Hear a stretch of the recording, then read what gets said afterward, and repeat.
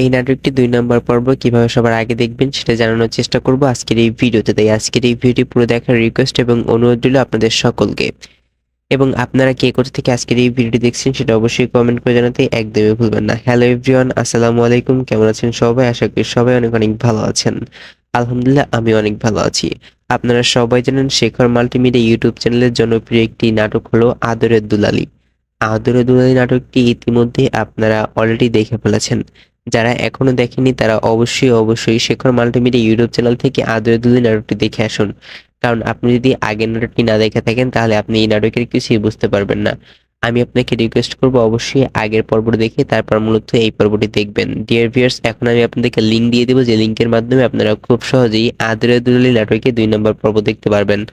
তার আগে প্লিজ আমাদের ভিডিওতে লাইক দিয়ে চ্যানেলটি সাবস্ক্রাইব করে রাখুন, যাতে আমরা মূলত এইভাবে সবার মাঝে যে কোনো নাটকের পার্ট 2 এবং পার্ট 3 হোক যাই হোক খুব দ্রুত শেয়ার করতে পারি। এখন আপনারা অনেকেই ভাবতে পারেন, ভাই যদি আপলোড করা হতো তাহলে তো শেখর মাল্টিমিডিয়া ইউটিউব চ্যানেলে আপলোড করা হতো, তাহলে আপনার লিঙ্ক থেকে কেন দেখতে যাব? ভাই মূলত হচ্ছে আমার কাছে যে লিঙ্ক আছে এটা এখন পর্যন্ত কেউ জানে না। আর মূলত হচ্ছে যে আমার কাছে লিঙ্ক আছে আমি নিজেই জানি না।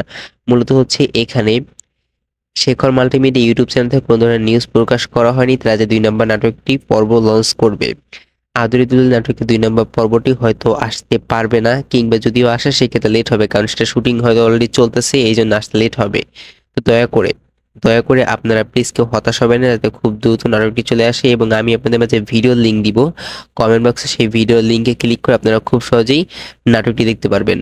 তো কারা কারা লিঙ্ক চান অবশ্যই কিন্তু কমেন্ট করে জানাতে একদমই ভুলবেন না। তো আজকের মতো আমি এখানেই বিদায় নিচ্ছি। দেখা হচ্ছে খুব শীঘ্রই নতুন কোনো নাটকের আপডেট ভিডিও নিয়ে। ততক্ষণ সবাই ভালো থাকুন, সুস্থ থাকুন এবং নিজেদের চারপাশ পরিষ্কার রাখুন। আল্লাহ হাফেজ সবাইকে। আসসালাম।